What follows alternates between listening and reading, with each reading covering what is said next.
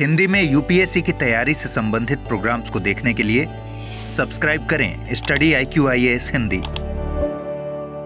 नमस्कार, study IQ IAS Hindi में आप सभी लोगों का बहुत बहुत स्वागत है। मेरा नाम है विरत दुबे और आज मैं आप लोगों को ये बताने का प्रयास करूंगा कि रिवीजन का क्या महत्व है। यूपीएससी में रिवीजन के बिना सब कुछ बेकार है मेरे हिसाब से। तो अभी आप लोगों ने देखा होगा कि रिजल्ट आया है कुछ दिन पहले और रिजल्ट जब आया तो उसमें से फर्स्ट रैंक से लेकर के 1009 ये इतने सिलेक्शंस जो है वहाँ पर लगातार थे। तो आप लोगों ने सबके अलग अलग तरीके के इंटरव्यूज़ वगैरह देखने शुरू कर दिए होंगे। स्टडी IQ IAS हिंदी पे भी कई सारे इंटरव्यूज़ पड़े हुए हैं, आप वहाँ से भी चीज़ों को देख रहे होंगे। तो यूपीएससी जो है उसको समझिए, यूपीएससी का जो सिविल सर्विसेज एग्जामिनेशन जो है, CSC का जो पोर्शन है, ये काफ़ी ज़्यादा व्यापक है ना। सिलेबस जो इसका है ये बहुत व्यापक है, इसमें कोई दो राय नहीं है कि ये व्यापक है तो है। अब इस व्यापकता को थोड़ा सा अगर आप सुधारना चाहते हैं तो क्या है जिसको एक अच्छी तरीके से कवरेज के अंदर रखा जा सकता है, वो ये है कि सबसे पहले तो एक बार क्या होना चाहिए आपका, एक बार सिलेबस जो है ये पूरा होना चाहिए, पूरा हो, और पूरा हो साथ ही साथ समय पर पूरा हो, समय पर, ठीक है, टाइम पर, क्योंकि यूपीएससी में सब कुछ जो है ना वो टाइम मैनेजमेंट ही है, ध्यान रखें।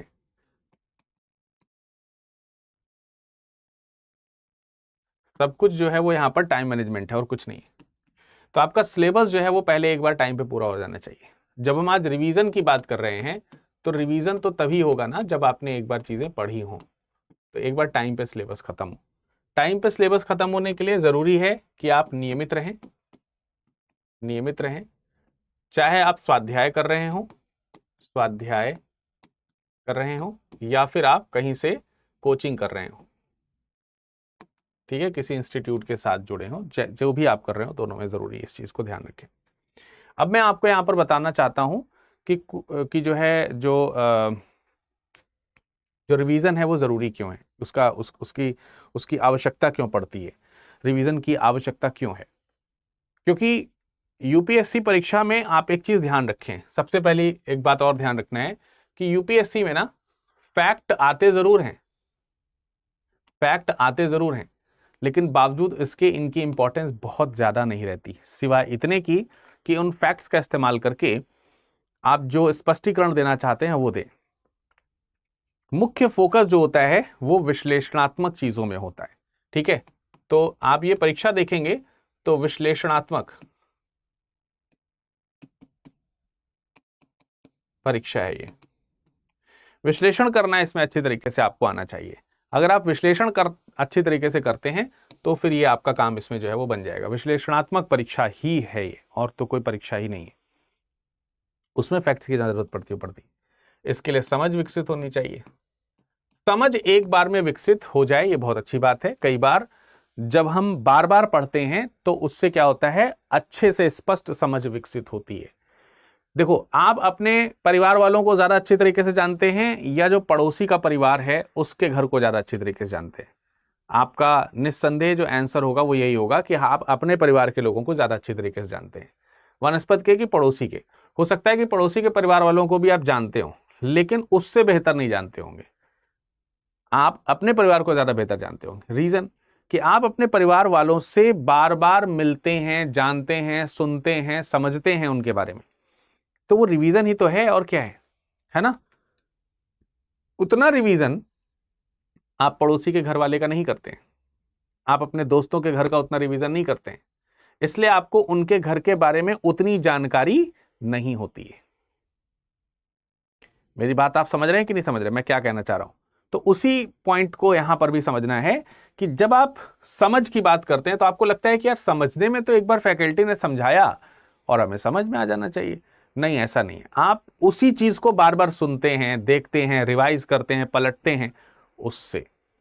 तो अब रिवीजन करने से होता क्या है, रिवीजन से जो फायदे हैं अगर उसको देखें, रिवीजन जो आप कर रहे हैं उस रिवीजन के फायदे अगर आप देखें तो रिवीजन के कई सारे फायदे हैं। जैसे सबसे पहली एक बात तो ये समझ विकसित होती है।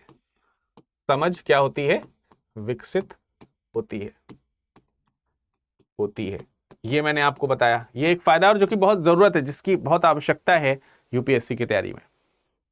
जो भी आप चीजें पढ़ रहे हैं, जो चीजें भी आप पढ़ रहे हैं, उसकी जो अवधारणा है, अवधारणा, उसकी अवधारणा स्पष्ट हो जाती है। ठीक है, स्पष्ट होती है, उसकी अवधारणा थोड़ी सी क्लियर हो जाती है, रीजन क्लियर हो जाता है।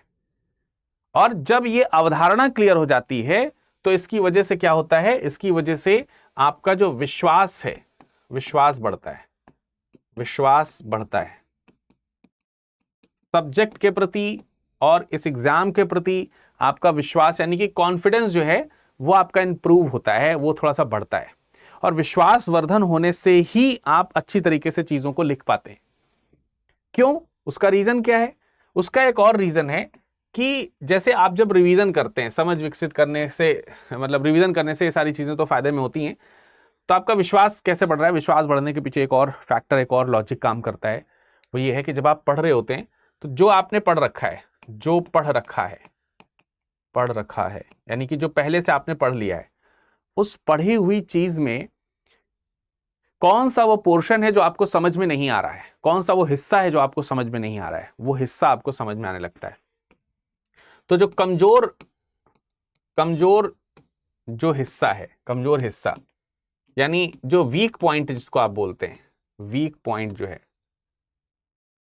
वीक पॉइंट आपको पकड़ में आ जाते हैं। अगर हमें यह पता चल जाए कि इस पॉइंट पे हमारी वीकनेस है, तो वो पॉइंट आपको आसानी से समझ में आने लगेगी, चीजें उसमें आ जाएंगी।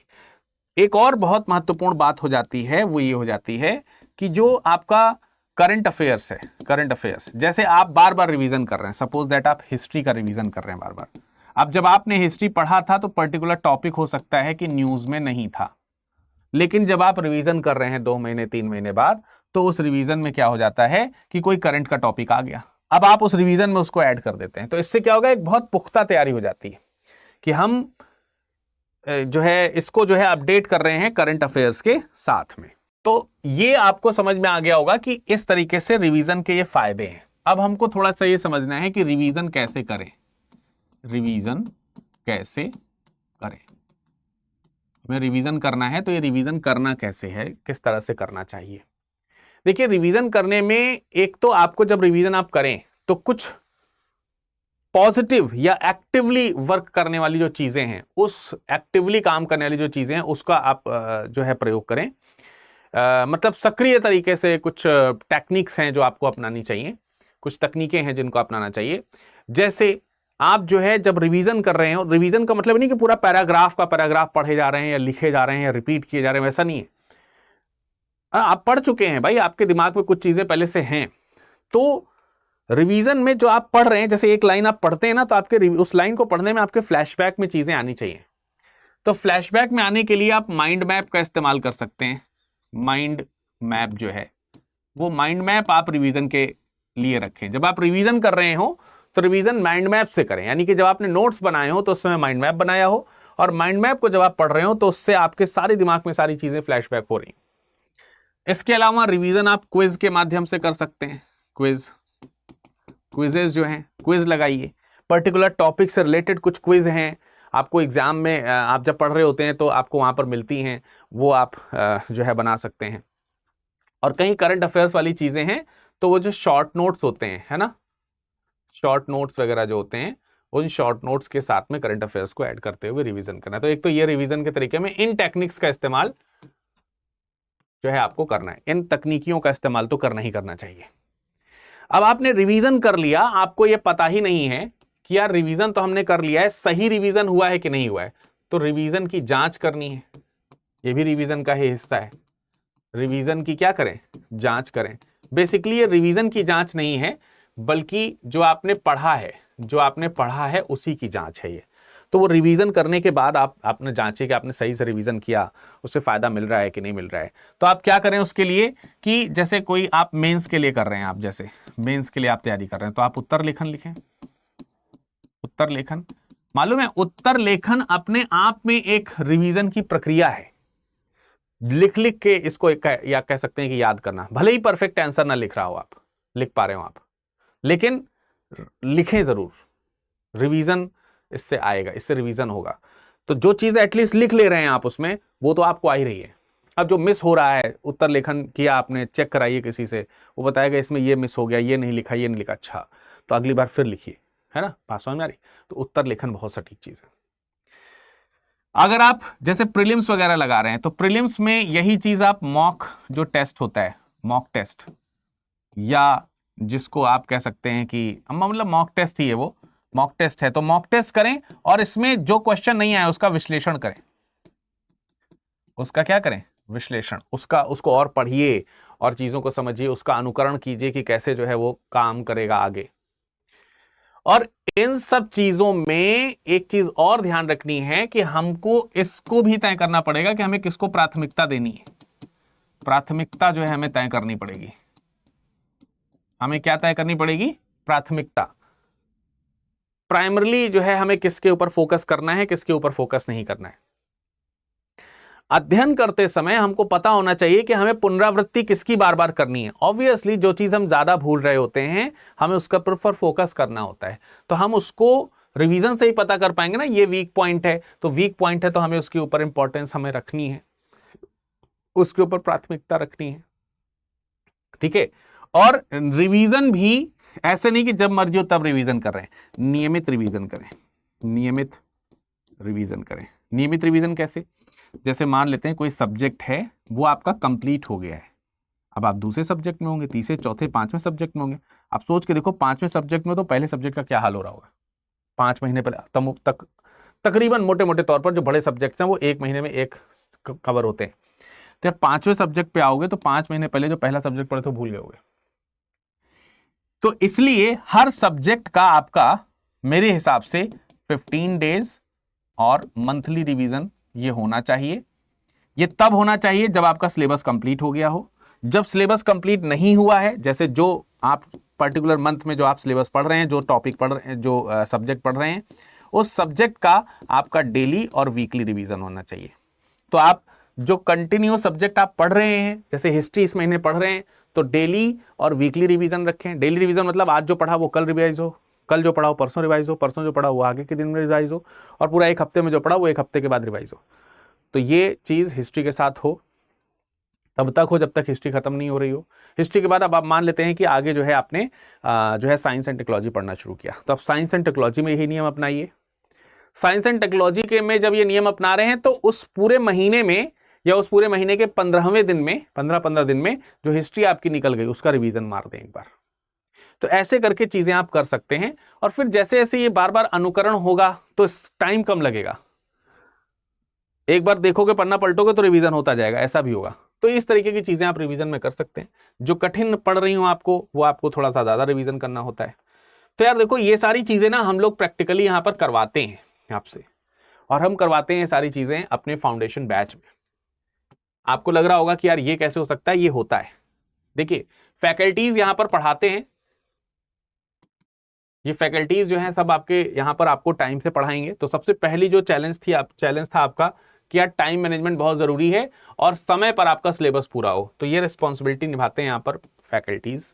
अब फैकल्टीज जो हैं वो जब नहीं है आपके समक्ष, तो अब तो खैर ये भी सुविधा है कि आप फैकल्टी से भी मेंटरशिप ले सकते हैं, ठीक है। मेंटरशिप जो है वो आप ले सकते हैं यहाँ पर फैकल्टीज से। लेकिन जब फैकल्टीज नहीं होते हैं तो आपको अलग से भी मेंटर अलॉट होते हैं, 1-to-1 आप उनसे डिस्कशन कर सकते हो। तो जब आप उनसे डिस्कशन करते हो तो उनसे पढ़ाई की बातें करो, या मतलब हर तरीके की चीज़ आप उनसे बात कर सकते हो। केवल पढ़ना ही ज़रूरी नहीं है, मैनेज करना अपने आप को बहुत ज़रूरी होता है। तो वो सब चीज़ें आप यहाँ पर कर सकते हैं, ठीक है। तो आपको मिलेगा। अब वही बात है ना कि जैसे रिवीजन करना है, तो रिवीजन करने के लिए जो आपको मैंने प्रोसेस बताया, क्या उससे क्या क्या चीज़ें होती हैं, जो प्रोसेस मैंने आपको यहाँ पर बताया, माइंड मैप, ये सब आपको यहाँ पर नोट्स में बनवाए जाते हैं, ठीक है। आपको ये मेंटर्स भी मदद करते हैं कि कैसे हो, फैकल्टीज भी मदद करते हैं कि कैसे बनाया जाए, ठीक है। इनफैक्ट हम लोग आपको जो है ना नोट्स प्रोवाइड भी करते हैं, जैसे शॉर्ट नोट्स हैं या फिर क्रक्स है, ठीक है, हैंड रिटन नोट्स हैं। तो ये सारी चीजें हम लोग यहाँ पर क्या करते हैं, प्रोवाइड कराते हैं, आपको मिलती हैं हमारे पास से। वीकली रिवीजन टेस्ट रहता है, मंथली रिवीजन टेस्ट रहता है, ठीक है। और इनफैक्ट मंथली टेस्ट में अगर आप पास हो जाते हो ना, मंथली टेस्ट में अगर आप फर्स्ट रैंक लाते हो, फर्स्ट रैंक मंथली टेस्ट होता है पूरे बैच का, अगर आप इसमें फर्स्ट रैंक लाते हैं तो फर्स्ट रैंक लाने पर फर्स्ट रैंकर जो होता है उसको जो है हम 11,000 रुपए की धनराशि भी देते हैं। तो ये भी बहुत इंपॉर्टेंट चीज है। इसके अलावा अगर आप हमारे साथ जुड़े हैं और आप प्रीलिम्स क्वालिफाई कर लेते हैं, ठीक है, आपका प्रीलिम्स क्वालिफाई हो जाता है, तो प्रीलिम्स क्वालिफाई होने पर फुल फी रिफंड। लेकिन इसके लिए आपको हमारा डायमंड बैच ज्वाइन करना पड़ेगा। डायमंड बैच ज्वाइन करने के लिए आपको विरद लाइव कोड का इस्तेमाल करना है। स्टडी IQ के ऐप पे जाना है, ठीक है, एप्लीकेशन पे जाइए या फिर वेबसाइट पे विजिट कीजिए, बैच सेलेक्ट कीजिए हिंदी मीडियम का, और उसमें जब कूपन कोड की बारी आए तो वहां पर ऑलरेडी कुछ कूपन पड़े होते हैं, उसकी बजाय आप लगाएं विरद लाइव कोड। ये लगाएंगे तो आपको मैक्सिमम डिस्काउंट मिल जाएगा। बैच के साथ जुड़ें, इसमें बुक्स वगैरह सब आपको मिलेंगी। डायमंड बैच सेलेक्ट कीजिएगा, ठीक है। अब देखिए, ये एक न्यू बैच अभी शुरू हुआ है और इसमें इनरोलमेंट की अंतिम तारीख है 30 अप्रैल, ठीक है। तो 30 अप्रैल तक आप इस बैच से जुड़ सकते हैं। अभी ओरिएंटेशन क्लासेस उसमें चल रही, तो कुछ छूटा नहीं है, जुड़िए। अप्रैल का ये मॉर्निंग बैच है, सुबह 8 बजे, बढ़िया एकदम फ्रेश माइंड से पढ़ाई करना शुरू कर सकते हैं, ठीक है। तो फिर मिलते हैं बैच में, मैं आपको वहां पर हिस्ट्री पढ़ा रहा हूँ। Thank you. हिंदी में UPSC की तैयारी से संबंधित प्रोग्राम्स को देखने के लिए सब्सक्राइब करें स्टडी IQ IAS हिंदी।